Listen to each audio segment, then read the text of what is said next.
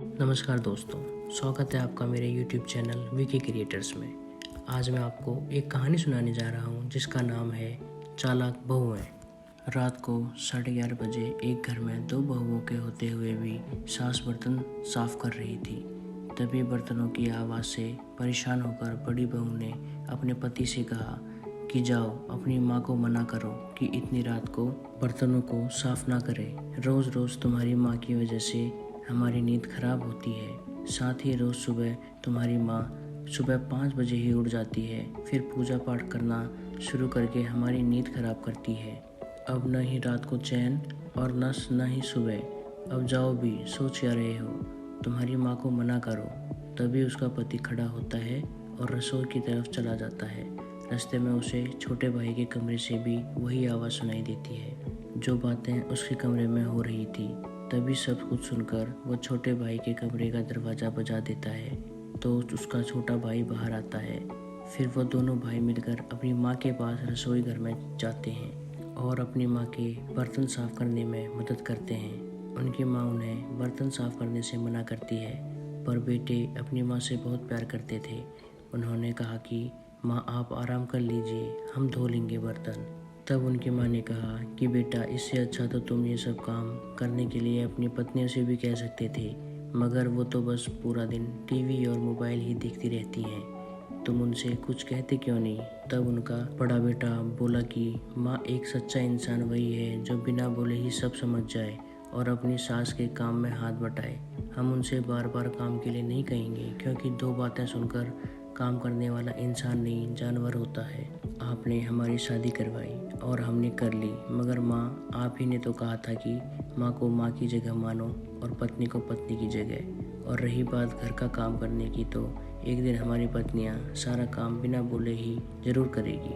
और वैसे भी माँ अगर मान लो कि हमने उन्हें काम के लिए कहा और उन्होंने मना कर दिया तो शायद हमें गुस्सा भी आ सकता है और घर में झगड़ा भी हो सकता है। इसलिए माँ जब उनका मन करेगा तो वो खुद ही काम करेंगी। बाकी हम दोनों बेटे हैं ना आपके साथ माँ। इतने में ही उनके पिताजी भी आ गए और उन्होंने सारी बात भी सुन ली थी। तभी वो भी उनके साथ बर्तन मंजवाने लग गए। ये सब देखकर उनके दोनों बेटे हंसने लगे। तो पिता ने कहा, भाई हंस क्यों रहे हो? मैंने भी बचपन में बहुत बर्तन मांजे हैं। अब सारा काम हो गया था तो दोनों बेटे अपने अपने कमरे में चले गए। तब उनकी पत्नी ने पूछा कि तुम्हें इतनी देर कैसे लग गई? तो उनके पति ने कहा कि हम दोनों भाई अपनी माँ के साथ बर्तन मंजवा रहे थे और साथ में पिताजी भी आ गए थे। इस बात से उनकी पत्नियां बहुत चिढ़ गई थी, लेकिन फिर उनको थोड़ा बुरा भी लगा कि उनके होते हुए उनके पति को घर का काम करना पड़ रहा था। फिर वो सभी सो गए। अब सुबह 6 बजे ही उनकी माँ, पिताजी और उनके दोनों बेटे उठ गए और वो सब सुबह सुबह घर में ईश्वर की आरती करने लगे। तभी आरती की आवाज़ सुनकर उनकी पत्नियों ने कहा कि ये बुढ़िया भी ना पता नहीं कब तक जिएगी और हमारा खून पीती रहेगी। तभी उनकी पत्नियों ने देखा कि उनके पति तो उनके बेड पर थे ही नहीं। तो तब उन दोनों ने मंदिर वाले कमरे में जाकर देखा तो उनके सास, ससुर और पति सभी मिलकर पूजा कर रहे थे। ये देखकर उन दोनों बहुओं को बहुत ही ज़्यादा बुरा लगा। तभी उनके पति ने उनको देख लिया और कहा कि अरे तुम जल्दी क्यों उठ गई? जाओ सो जाओ, अभी तो 7 ही बजे हैं। ये कहकर उन दोनों के ही पति अपनी माँ के साथ रसोई घर में चले जाते हैं और नाश्ता बनाने में अपनी माँ का हाथ बटाते हैं और ये सब उनकी पत्नियाँ छुप कर देख रही होती हैं। अब उनके मन में थोड़ा बुरा लग रहा था, लेकिन अभी भी उन दोनों बहुओं में घमंड ही भरा हुआ था। वो ये सब देखकर भी अपनी सास और पतियों की सहायता करने रसोई घर में नहीं गई। तभी एक दिन बड़ी बहू का पति अपनी पत्नी के पास आया तो उसने जल्दी से उससे कहा कि जो मैंने तुम्हें 20,000 रुपये दिए थे वो मुझे अभी चाहिए, क्योंकि अभी अभी माँ की अचानक ही बहुत ही ज़्यादा तबीयत खराब हो गई है। तो उसकी पत्नी ने उसे साफ झूठ बोलते हुए मना कर दिया और कहा कि उन पैसों की तो मैंने शॉपिंग कर ली। अब उसका पति बहुत दुखी होता हुआ बोला कि चलो कोई बात नहीं, तुम तैयार हो जाओ, जल्दी हॉस्पिटल चलना है, तुम्हारी माँ वहीं एडमिट है। तब उसकी पत्नी बहुत ही ज़्यादा चौंकती हुई बोली कि क्या मेरी माँ की तबीयत खराब है? तो उसके पति ने कहा कि हाँ तुम जल्दी करो, मुझे पैसे का भी इंतज़ाम करना है। तभी उसकी पत्नी आंखों में आंसू लिए बोली कि मैंने तुमसे झूठ कहा था कि 20,000 रुपये कि मैंने शॉपिंग कर ली है। तभी उसके पति ने कहा कि कोई बात नहीं, तुम्हें जो अच्छा लगा वो तुमने कह दिया और मुझे तुमसे कोई शिकायत नहीं। ये सुनते ही उसकी पत्नी रोते हुए कहने लगी कि मुझे माफ़ कर दो, मैं बहुत बुरी हूँ। तुम्हें मेरी माँ की कितनी चिंता है और एक हम दोनों बहनें हैं जिन्होंने तुम्हारी माँ की ना तो इज्जत करी है और न हम घर का काम करती हैं, फिर भी तुमने हमें कुछ भी नहीं कहा। हमें माफ़ कर दो प्लीज़। तब उसके पति ने कहा कि मैं तुमसे बहुत प्यार करता हूँ, इसलिए मैं तुम्हें डांट नहीं सकता।